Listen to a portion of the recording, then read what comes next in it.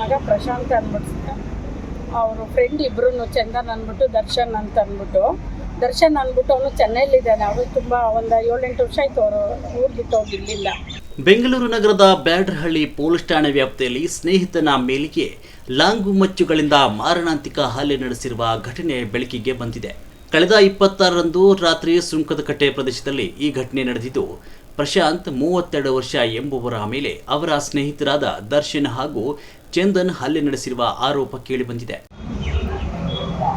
ನನ್ನ ಮಗ ಪ್ರಶಾಂತ್ ಅಂದ್ಬಿಟ್ಟು ಅವರು ಫ್ರೆಂಡ್ ಇಬ್ಬರು ಚಂದನ್ ಅಂದ್ಬಿಟ್ಟು ದರ್ಶನ್ ಅಂದ್ಬಿಟ್ಟು ಅವನು ಚೆನ್ನೈಲಿದ್ದಾನೆ. ಅವರು ತುಂಬ ಒಂದು 7-8 ವರ್ಷ ಆಯಿತು ಅವರು ಊರು ಬಿಟ್ಟು ಹೋಗಿರಲಿಲ್ಲ. ಅಲ್ಲಿ ಅವಾಗ ಬರೋನು ಇಲ್ಲಿ ಎಲ್ಲ ಜೊತೆಲಿ ಸೇರ್ಕೊಡೋರು, ಚೆನ್ನಾಗೇ ಇದ್ದರು. ಮಧ್ಯರಾತ್ರಿ ಮೊನ್ನೆ ನೈಟು ಬಂದ್ಬಿಟ್ಟು ಅವ್ರ ಹೆಂಡತಿ ಇಲ್ಲ ಡೆಲಿವರಿಗೆ ಹೋಗಿದ್ದಾರೆ. ಮಧ್ಯರಾತ್ರಿ ಬಂದ್ಬಿಟ್ಟು ಅವನ ಹತ್ರ ಬಾಗಿಲು ತೆಗೆಸ್ಬಿಟ್ಟು ಅವನಿಗೆ ಜೀವ ಹೋಗೋ ಥರ ಎಲ್ಲ ಹೊಡೆದ್ಬಿಟ್ಟು ಇದು ಮಾಡಿಬಿಟ್ಟಿದ್ದಾರೆ ಸರ್. ಒಂದು ಚಿಕ್ಕ ಮಗು ಇದೆ 10 ತಿಂಗಳದು. ತುಂಬ ನೋವು ಮಾಡಿ ಹೊಡೆದ್ಬಿಟ್ಟು ಅವನಿಗೆ ತುಂಬ ಚಿತ್ರಹಿಂಸೆ ಕೊಟ್ಟಿದ್ದಾರೆ ಸರ್.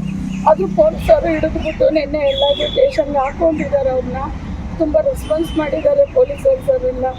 ಹಿಂಗೆ ಮಾಡಿದ್ದಾರೆ ಸರ್. ಅವನಿಗೆ ಪ್ರಾಣಾಪಾಯ ಜಾಸ್ತಿ ಇದೆ, ಉಳಿಯೋ ಚಾನ್ಸಸ್ ಇಲ್ಲ ಅಂತಾರೆ ಡಾಕ್ಟ್ರುಗಳೆಲ್ಲ. ಏನು ಹೇಳ್ತಾ ಇಲ್ಲ.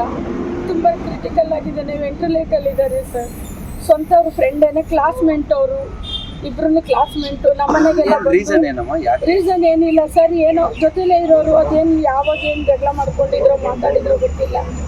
ಏನೋ ಜಗಳ ಮಾಡಿದ್ರು, ಮಾತಾಡ್ಕೊಂಡಿದ್ವಿ, ಫ್ರೆಂಡ್ ಎಲ್ಲ ಇಟ್ಕೊಂಡು ಎಣ್ಣೆ ಹೊಡೆದ್ಬಿಟ್ಟು ಈ ಥರ ಮಾಡಿದ್ದಾರೆ ಸರ್.